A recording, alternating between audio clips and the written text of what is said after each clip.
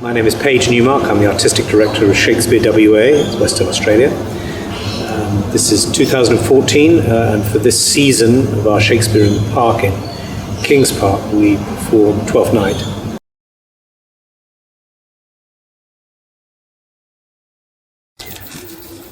Generally, I don't try and become the character. When you get a great writer, it's there in the writing. The first thing, obviously, is you read the play and then you see how that affects you. And the parts all have histories, and because you've seen the play before, you're aware of the history of the part and what the characters are like in terms of their energy. It's different to emotion. It's kind of like the energy that they have in the play, in the scenes, and what different actors do with them, and then you have to work out how they got there or how the characters got there. So that's when the emotional bit comes in. When I was a lot younger and I was training as an actor, we were always told that there are 6 questions you ask about anything: who, what, where, when, why and how. And the one that really gives you character is how. All the rest are to do with the meaning and the general context, but the how, what it means is, and had this drilled into me when I was a student, was how do you feel about things? What's your attitude to X, Y or Z? And to make a character, you need to get in your head very clearly what their attitude to all these different things, usually things they find in the play, are. So I don't tend to think as much as I have to carry this emotion or feel this emotion. I just make sure I know what my attitude are. It starts, obviously, you read the play, then you meet with the director, at which point you get a feel for what world it is you're going to live in. And within that world, it's quite helpful then I would maybe make decisions on how I was going to play Olivia, whether she's a lesbian, whether she's a, whatever that is, because I get a feel for where we're going as a company with it. Yes. And then that informs my decisions. But in saying that, you can only do that to such an extent, because really what you're hoping to do, if you are any good at all, fingers crossed, is react to what's being fed to you. Yes. So if I meet a Cesario who, let's say it's not Gracie, who is extremely formidable and very, like this, I'm going to react. My Olivia will then be different, but then of course Gracie's soft, funny, light, so I can play up to that as well. If I feel that the character needs some kind of greater investment emotionally, then I'll sort of separate myself a little bit from the cast, before the performance, so that I'm not distracted, and I'll try and hone in on what I think this character, who this character is, what they want, and all the rest of it, and the general feeling that I've built in rehearsal. The most successful rehearsals that I've had will have given me some kind of a mood or a feeling, and I'll try and hone in on that and then bring that into the show. I think he's got no confidence, really. I mean, that is the tragic side. He looks to Sir Toby for everything. He repeats his lines, he repeats his gestures, like his actions. He says, "Oh, I'll do that as well. Oh, I'd like to do that. Oh, can I do it?" So he's a person with really very little confidence. If anything, it was more of a challenge to find what he might be good at. I'm a fellow of the strangest mind in the world. I delight in masks and revels, sometimes all together. Oh, now goodness me, sir. Shaw's is nice. Give me a man in Olivia. Hey, I can cut a caper. I can cut the mutton to it. If you're blue, you don't know where people do. Why don't you know where fashion sits? What nonsense? Dress up like $1 million trooper. Trying hard to look like Gary Cooper. Super duper. He's gotten used to laughing at himself and seeing himself as. I think he's gotten used to seeing himself as a bunch of manners, because he's wanted to be knighted. He's become knighted. So he wears the ID. He's not a traditional knight like Sir Toby. He possibly bought his knighthood. Yes. That's there's a reference in the play to suggest that. And so I think he's wearing the manners of the court, and of course now it's in keeping that he should be given this opportunity to woo this incredible woman, but he's never going to meet her, or never going to have a one-to-one. And if she did, she would laugh him out of the room. So it is a bit sad, really, because he's not aware of that. And so the difficulty of playing Sir Andrew, I think, is to be sort of blissfully unaware. Well, you see, I'm very lucky in the sense I play a jester. The jester has to get a laugh, or at very least he has to get provocation. So it's constantly doing things in different accents and with different voices. You prick people's ears up, and I think that is... A fool has to stop people from getting bored. Even if he can irritate them, he can make them angry, but he's a licensed fool, he's allowed to say these things. So it's very easy for me, for my character, to fit in with how the character exists. Good Madonna, give me leave to prove you a fool. Can you do it? Dexterously, good Madonna. Make your proof. I must catechize you for it, Madonna. Good my mouse of virtue, answer me.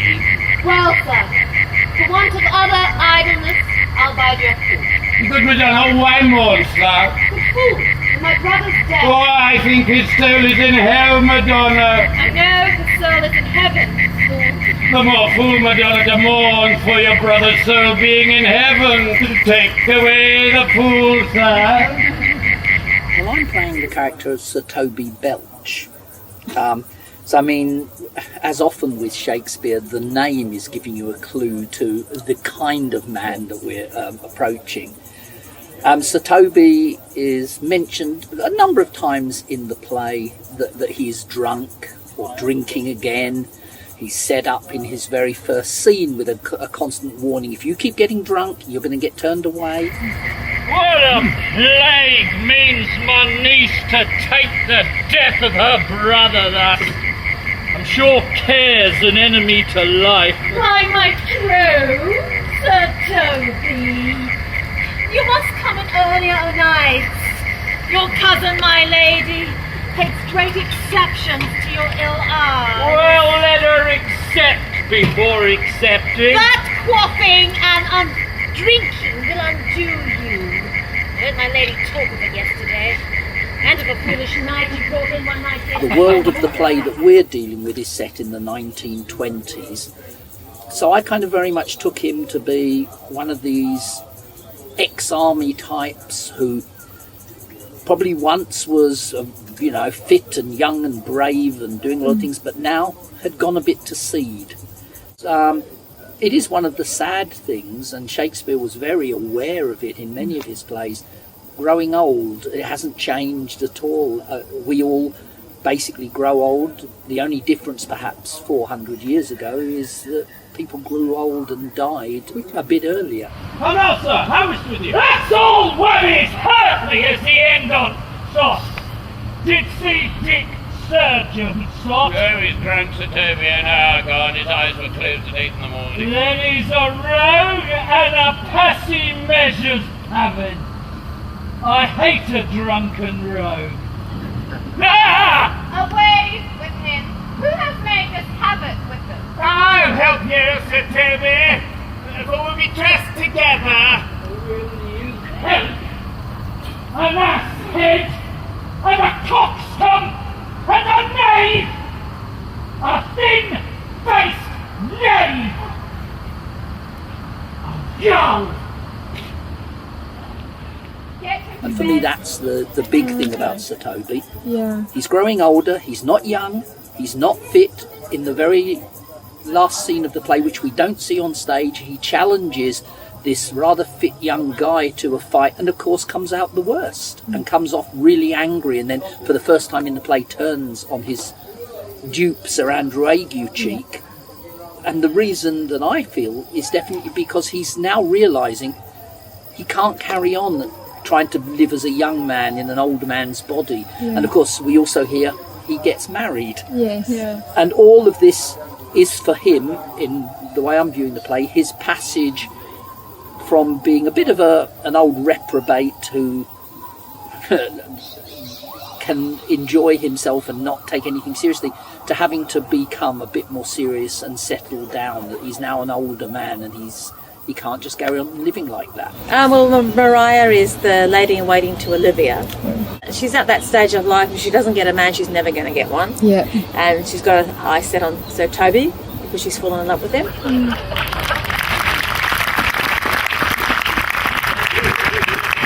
I couldn't marry for this device. So can I do? I'll ask no other dowry over such an awesome deed. No, I either. Well, thou set thy foot on my neck. Oh, on mine either. Thou hast put him into such a dream that when the image of it leaves him, he must run mad. Nay, but St. Drew doesn't work upon him. Like aqua vitae with a midwife.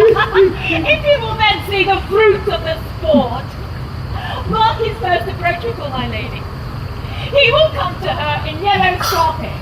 And does a colour she have on? She does love a laugh and everything, but I think she's also thinking, come on, Sir Toby, you're 50 or 60 years old. It's now maybe time to come on. Let's settle down. Let's start a real life. None of this drunkenness and all this. Yes. This game playing. We're just getting too old for it. Yeah. Yeah. For this night, to bed and dream on the event. Night. Then is the light.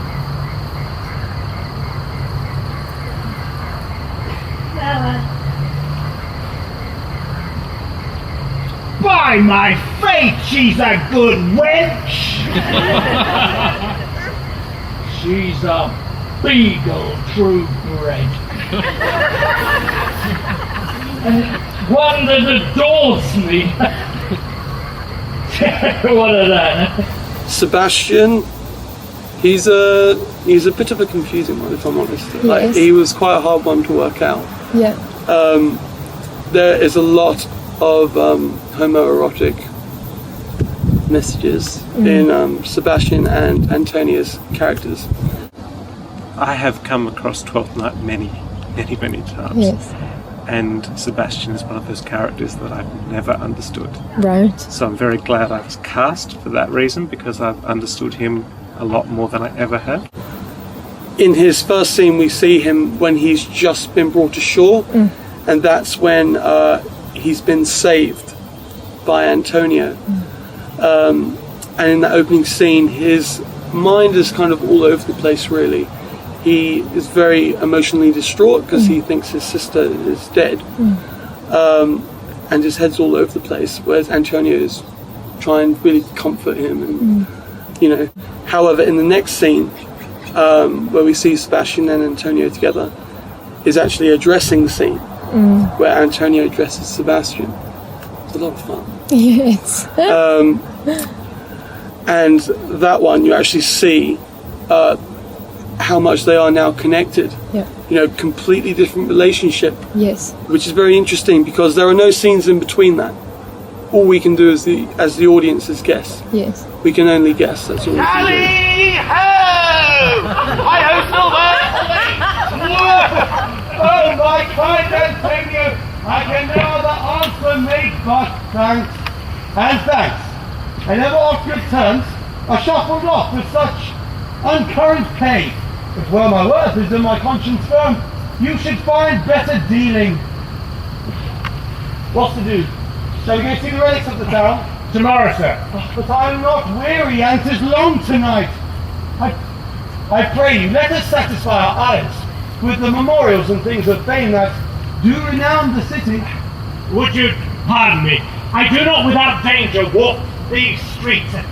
Once in a sea fight against the Count, his galleys, I did some service of such note indeed, that were I ta'en here, it would scarce be answered. But like you slew great number of his people. The offence is not of such a bloody nature, albeit the quality of the time and quarrel might well have given us bloody argument.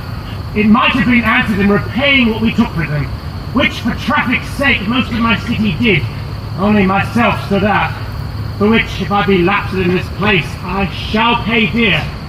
Do not then walk too open. It doth not fit me. Hold, sir. Here's my purse. In the south suburbs at the Elephant is best to lodge. There will I bespeak our diet, while you beguile the time and feed your knowledge with the viewing of the town.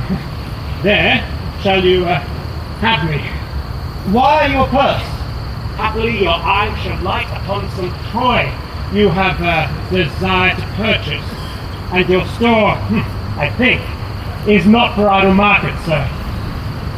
But I'll be your plus bearer and leave you for an hour to the elephant. I do remember. The way that we're playing it in this particular production, he's quite a homosexual character, but it's just more a love. I think if Sebastian, who he yearns for, if Sebastian was a female, I think he would feel exactly the same way. Right. That's the way I'm playing it. It's just a life has been saved in the ocean, and regardless of that life, he feels that it's in a way his reward, in a way his punishment is to be with them and to not have them at the same time. So I think he's a complex character in that regard. Xeno's enemy. The witchcraft drew me hither. That most ungrateful boy there by your side. His life I gave him, and did thereto add my love without pretension or restraint, all his in dedication. My lord! For his sake I did expose myself pure for his love into the danger of this adverse town, drew to defend him when he was beset with being apprehended, his false cunning, not meaning to partake with me in danger, taught him to face me out of his acquaintance, and grew a 20-year removed thing, while one would wink, denied me my own purse, which I had recommended to his use not half an hour before. How can this be? When came he to this town? Today, my lord. And for 3 months before, no interim, not a minute's vacancy, both day and night did we keep company. Malvolio is a Puritan, and I think is very much a product of his position in the house as well. Where is Malvolio? He is sad and civil and suits well for a servant with my fortunes. Where is Malvolio? He's coming, madam, but in very strange manner. He is sure possessed, madam. Why, what's the matter? Was he raved? No, because nothing but smile. Your ladyship would best have some guard about you if we can't for sure. The man has tainted his wits. Call him hither. I am as mad as he. If sad and merry madness equal thee.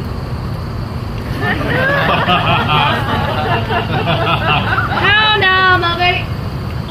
Oh. Sweet lady! Ho ho!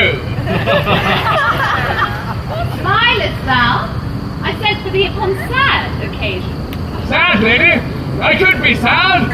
This does make some obstruction in the blood, this cross-gartering. What of that? If it please the eye of one, then it is with me as the very true sonnet is. Please one, and please all. What? How dost thou, lad? What is the matter with thee?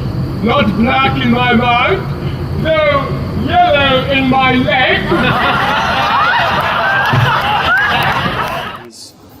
In this production it's a little interesting. I think Malvolio is normally cast as an older gentleman, because to be a steward, I think in those times people would understand a steward as the boss of the servants, and would therefore require a lot of experience. To be Count Malvolio. Oh, bro, pistol him! There is example for it. There is example for it. The lady of the Strachey marries the yeoman of the wardrobe. Jezebel! Peace! Now he's deeply in. Look how imagination blows him. Having been 3 months married to her, sitting in my state For a stone bow to hit him in the eye. calling my officers about me in my branched velvet gown, having come from a daybed where I have left Olivia sleeping. Speak. And then to have the humour of state, and after a demure travel of regard, telling them I know my place as I would they do theirs, to call for my kinsman Toby. Bolts and shackles! He's still, I think, emotionally very immature. Yeah. He fantasizes a lot more than interacts with real people. and then you get this little doorway into his private world when he's fantasizing about being with Olivia and becoming a count, and that's kind of intertwined, you know, like the fantasy is about power as much as it is about Olivia. I don't think he actually really thinks about a bond as such. Yes. You know. So I'm playing Orsino. He's the Duke. So he and Olivia have the highest sort of status in the world of the show. He's someone who is very much in love with the idea of being in love. He finds it, you know, very, very pleasurable and exciting to sort of woo from afar, I think. You know, and Olivia has particularly sort of excited him, and, you know, it's the thrill of the chase, I think.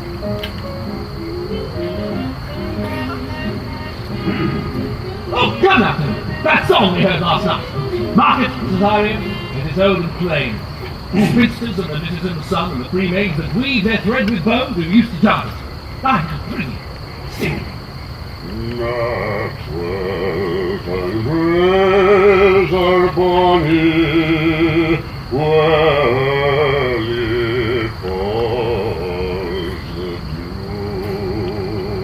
and 'twas there that Annie Laurie gave me her promise true, gave me her promise true, that ne'er forgot shall be, and for bonny Annie Laurie I would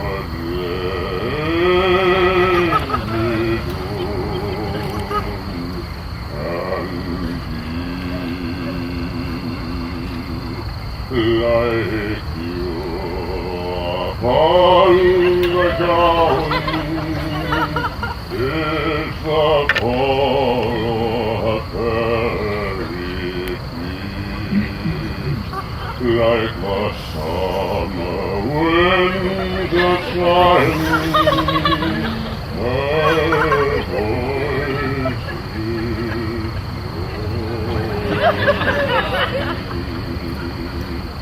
her voice is low and sweet, she's all the world to me, and for bonny Annie Laurie I would lay me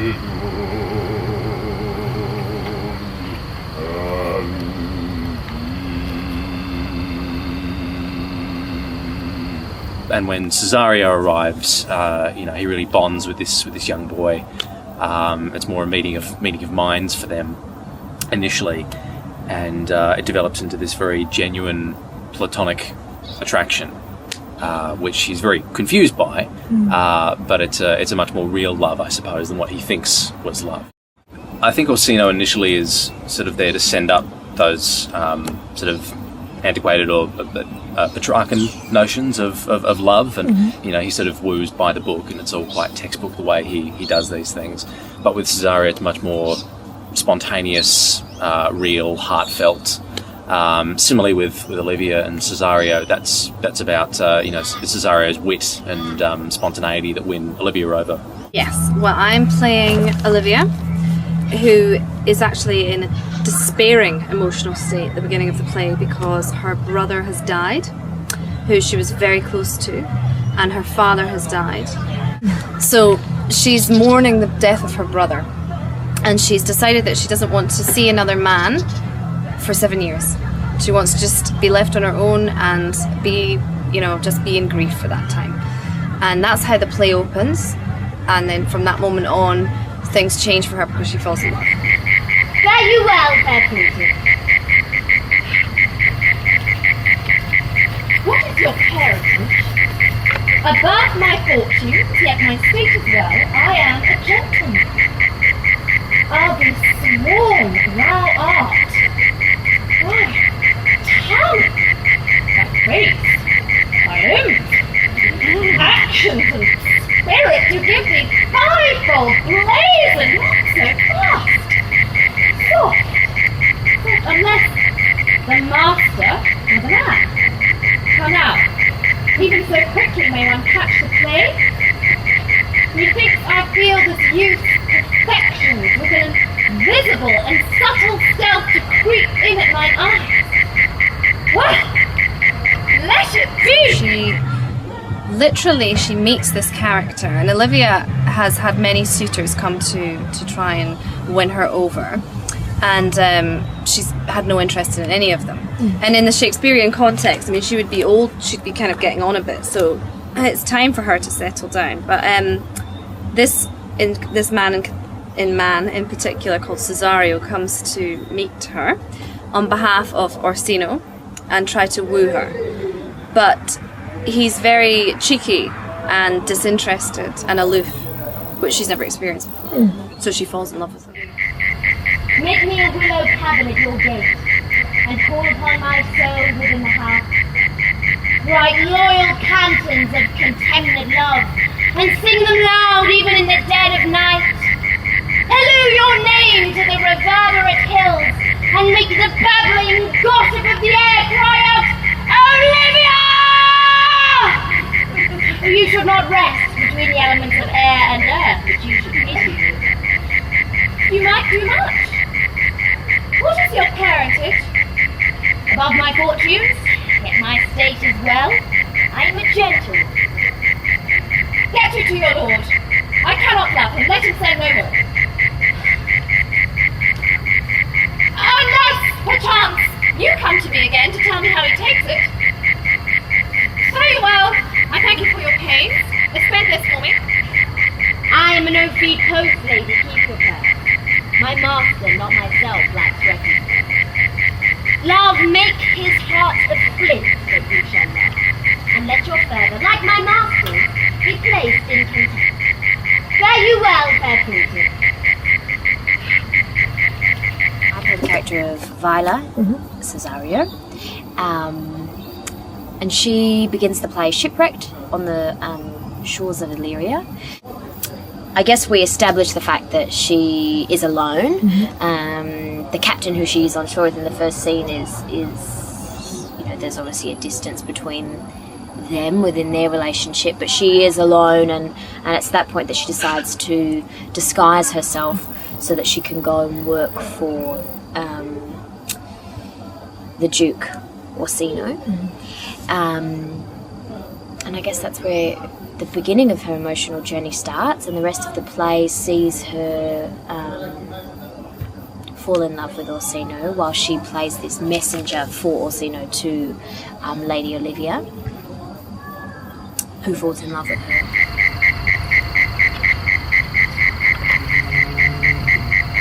I left no ring with her.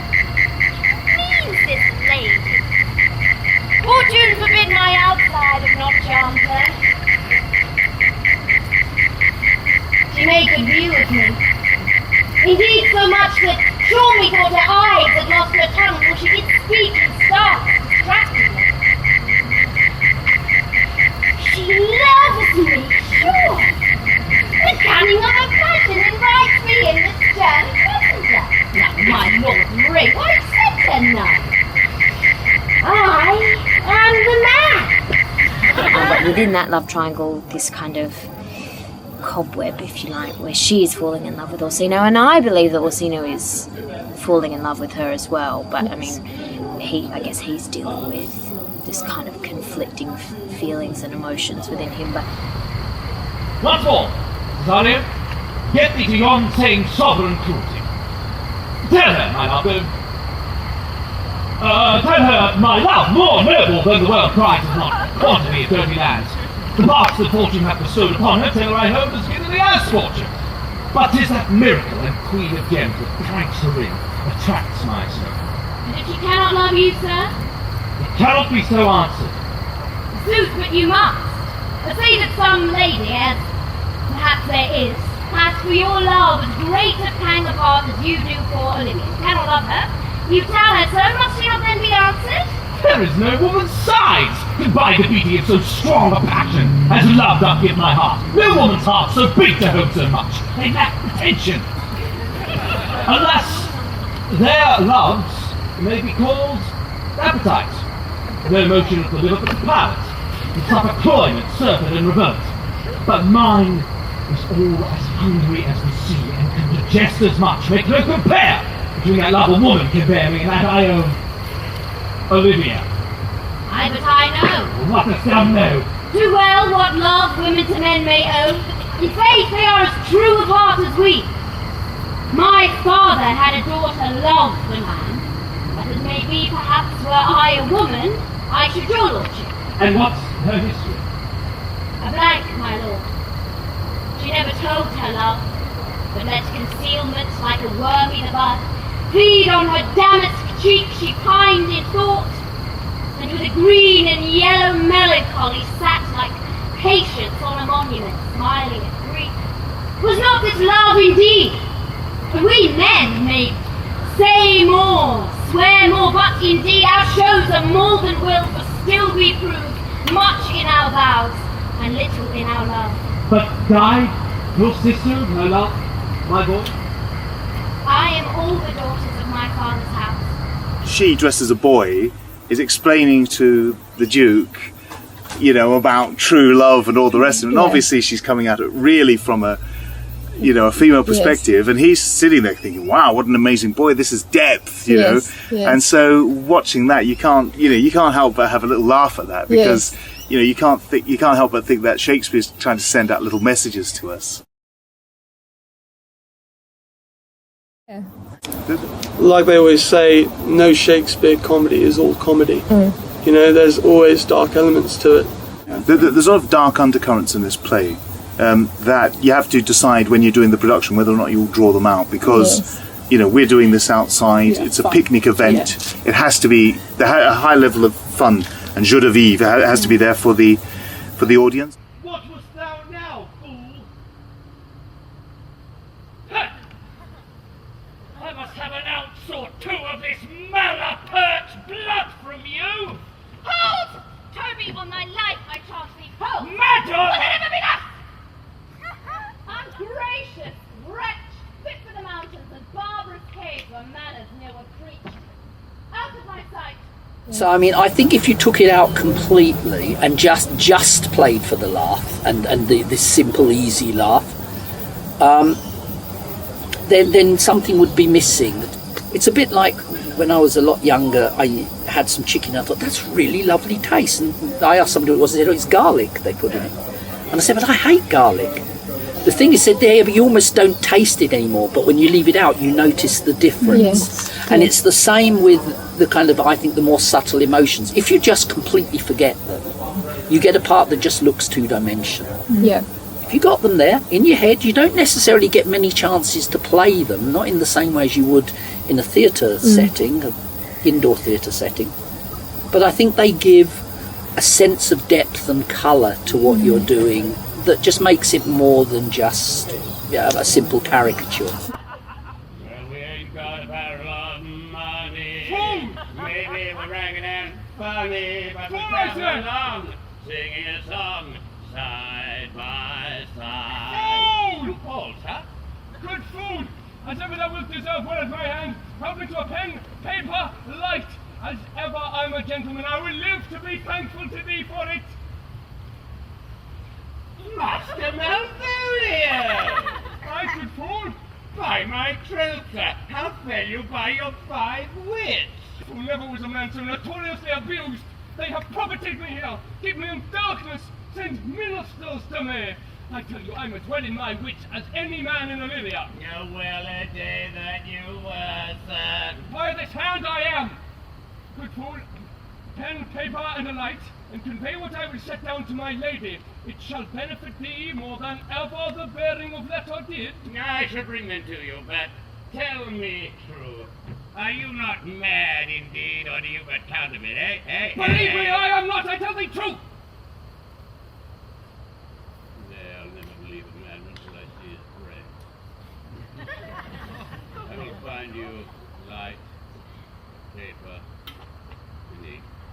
Soon I will requite thee in the highest degree. I prithee be gone. When the plays are taught in high school, the teachers like to give students something hard and fast. They say, these are the comedies, these are the tragedies, these are the histories.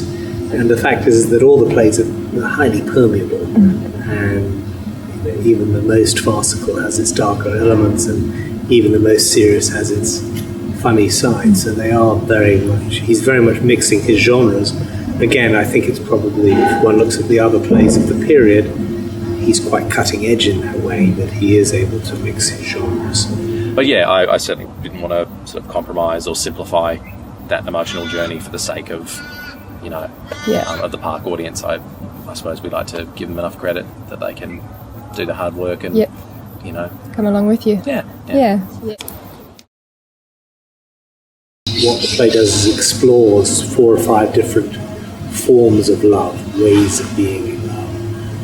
And I think you'd have to be pretty hard-hearted not to relate to at least one of them and identify yourself in that.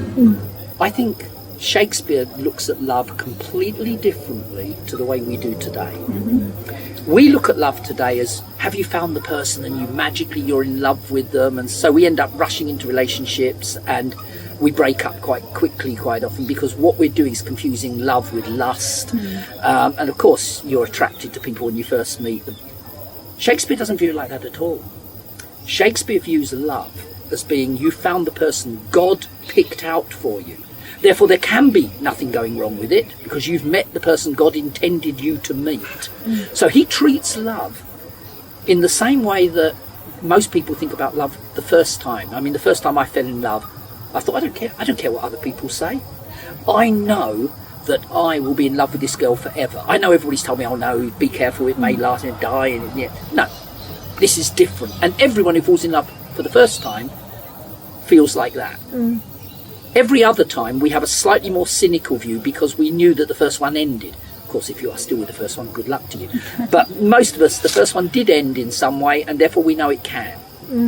In Shakespeare, most true love is viewed completely in the sense of, if you're in love, it's the same as the first love, and Shakespeare views it like that.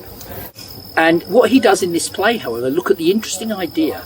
If you met someone who was the identical double of the person God picked out for you, would you feel that? And the answer he gives is yes, you would. You would feel this attraction towards them. It wouldn't be full love, because they're not who you think they are.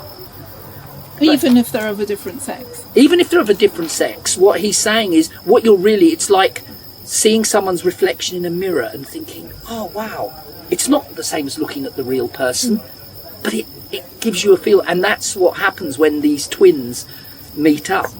Perhaps he's trying to say that deepest sense of love that we experience isn't limited to either male or female, or female or male. I think maybe Shakespeare is saying that the deepest sense of love is between a person and person, as opposed to a particular sex and a particular sex. Yes. And I think that, to think that was an idea that was trying to be spoken to an audience so many years ago, and yet, we fast forward to 2014 and that's still something that people are trying to get through to other people. Can mean that everything that's happened in between has muddled that, but it's actually quite refreshing to think back to when William Shakespeare was writing that's what he was trying to say all those years ago. Yeah. One face, one voice, one habit, and 2 persons. A natural perspective that is and is not. Antonio! Oh my dear Antonio! How the hours have racked and tortured since I've lost thee! Sebastian, fearest thou that, Antonio? How have you made division of yourself? An apple crushed in 2 is no more twin than these 2 creatures. Which is Sebastian? Yeah, I suppose the comment would seem to be that, whether male or female, attraction is this genuine, thing that happens between 2 people rather than something that you can predetermine, you know. And you can always tell if you listen to Orsino, if you listen even to Olivia when she's professing her love, it's lots of flowery words that aren't really emotive at all. They're just words. You know, whereas when Viola says, "Make me a willow cabin at your gate and call upon my soul within the house," that's every word of that is as simple as you could make it. This is not, you know, Orsino's big sort of the sweet south that breathes upon a bank of violets, stealing and giving odour. All, words that are just too much. Excess. Excess of anything. Antonio, I think we have a problem here. There is only 2 Antonios that are prominent in Shakespeare's plays. Both of them are in love with younger men. And I wonder if Shakespeare knew someone, maybe called Antonio. And I actually think Shakespeare is slightly in this play, and to the full extent in Merchant of Venice, where the Antonio character not only is in love with the younger man, but actually says, "I am the tainted wether of the flock. I'm the black sheep. I should die." And that you get a feeling that here we are actually dealing with another kind of love that in Shakespeare's world God does not smile on. He doesn't go, he's far too conventional to make a huge thing of it, but he's also far too good a writer to, if he has a character, again and again characters in Shakespeare say things that it would be better for the plot if they didn't, but you almost feel that the character's taken over and not Shakespeare. Malvolio is different. Malvolio is explained so simply, as often Shakespeare has, "Oh, you are sick of self-love, Malvolio." He loves himself. Not a good thing, that's why. And really and truly, if you do a production where Malvolio comes across as a figure that we should feel sorry for, I think you're missing. Malvolio is a stuck-up, annoying, absolute pain up the backside who deserves pretty much what happens to him. And to my feeling, that should come across. Again, the trouble is Shakespeare, being so good a writer, gets into the skin of Malvolio, and when he does his last speech, he almost does make you feel sorry for him. And that's where Shakespeare constantly confuses the modern world, in that he's trying to write something, but the characters sometimes say things that unbalance that. And I think that Malvolio you shouldn't feel sorry for, but I can see why people do. He certainly doesn't end with all of the strings tied neatly. I mean, I don't know any production that could, really. And, because his last line is, "I'll be revenged on the whole pack of you." That's his line. That's the way he exits the stage. And it's the whole thing, like, when people play tragic parts like Hamlet or whatnot, they're elated, they come off elated. When you play comic parts like Sir Andrew and that, you come off feeling empty. Or not empty, but sort of like, you're prone to be, it's the whole thing about comedians being depressed and tragedians being elated, and then they feel, I got all that off my chest, and it was great, I've been shouting all night and sword fighting all night, now I feel good, I'm ready to go to the pub, have a few beers. I think, the biggest challenge, and one that, I'm sure we're all challenging, is this idea of your performance being something that can be interpreted differently by different people. And, I would hope that not everyone walking out of this play tonight will come away with the same idea of Viola and of her emotional state. And I worked as an assistant for a chap called Jack O'Brien, who ran the Old Globe Theatre in San Diego for a number of years. And I remember him once saying that you should always play a tragedy like a comedy, and play a comedy like a tragedy. And that sort of stuck with me, and I think that there is some truth to that. People have to be sincere. They always have to be sincere. And in a comedy, if you play the comedy, it just becomes light fluff, and it's rather like Roadrunner being run down by a steamroller, they sort of peeling off the pavement. Yeah, you don't take it seriously at all, but if there's some truth to it, I think we're able to relate to it and laugh with them rather than at them.